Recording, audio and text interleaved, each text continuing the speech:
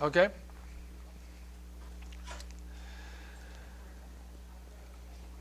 All right. Now we move on to the 18th century and 19th century.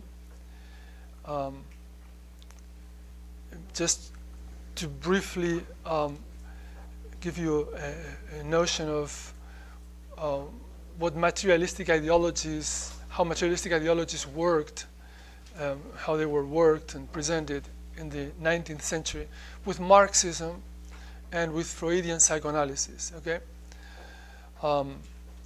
Marxism is a materialistic ideology, and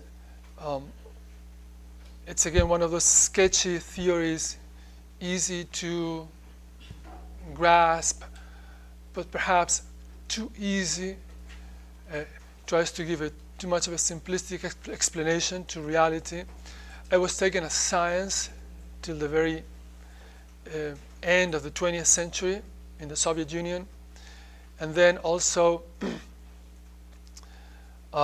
Freudian psychoanalysis.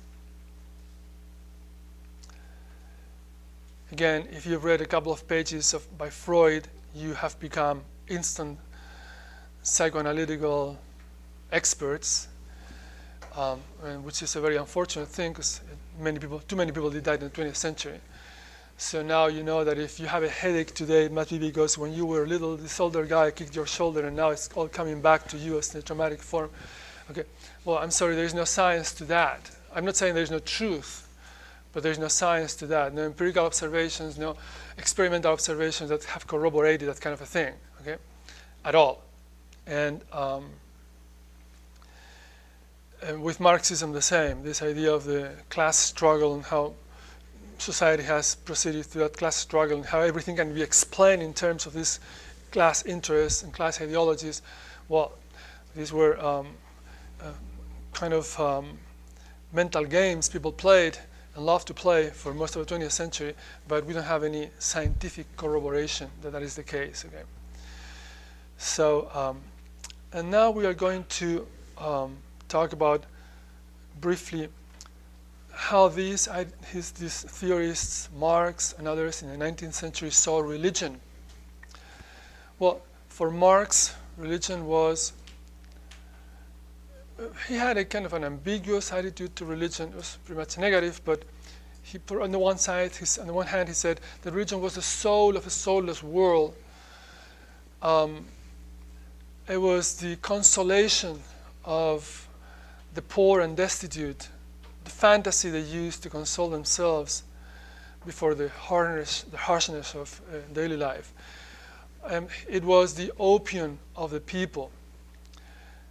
Basically, Marx envisioned religion, and when he thought of religion, he really thought of Christianity and possibly more about Catholicism as a conspiracy, part of a conspiracy of the powerful to control the weak.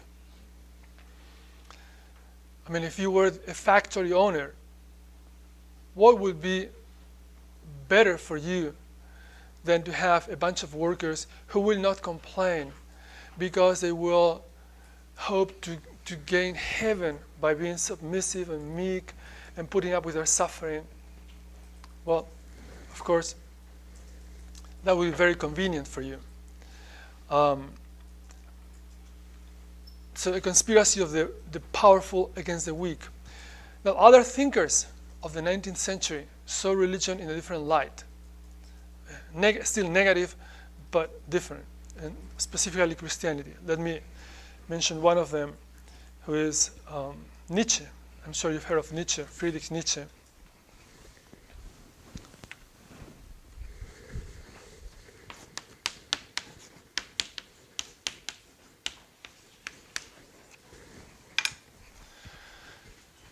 He was a German philosopher who has been credited with being the father of postmodernity. We'll talk about this another day. And to Nietzsche, religion, more specifically Christianity, is precisely the opposite than it is to Marx. To Nietzsche, Christianity is a conspiracy of the weak. A conspiracy of the weak to control the powerful. Now, Nietzsche thinks that there are, the same as Aristotle thought, that there are natural masters and natural slaves. Some people are slaves by nature. And that goes, he didn't put it that clearly, but the insinuation is that that goes along racial lines. So, Christianity is a denial of natural morality. What is natural morality? And here you will see an influence of evolutionary theory. Evolutionary theory has had a pervasive, Darwinian evolutionary theory has had a pervasive influence throughout the late 19th century and the most of the 20th century, to an incredible extent, which is still not being fully recognized. Okay? Well, what is natural morality for Nietzsche? The morality of the strong, to impose your law, to be arrogant, to dominate. What does that sound like? The survival of the fittest, right? The survival of the fittest. Now, if that is the case, he says, look what happened. What's going to happen with the weak? If the strong dominate the world and impose their law and their morality, the weak should be suppressed, should be annihilated. And all help, all assistance should be given to perish, for them to perish, he says, with these words. Okay? The weak should perish, and all assistance should be given them. He says that.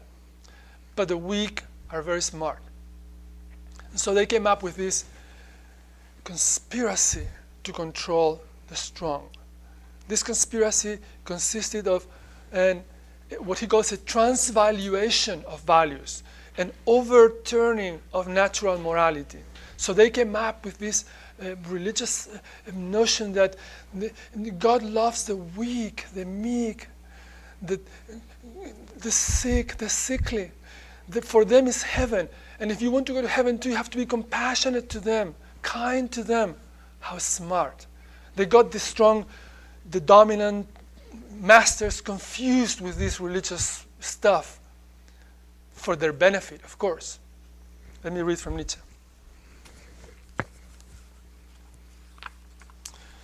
You have this text online, by the way, in your Moodle page.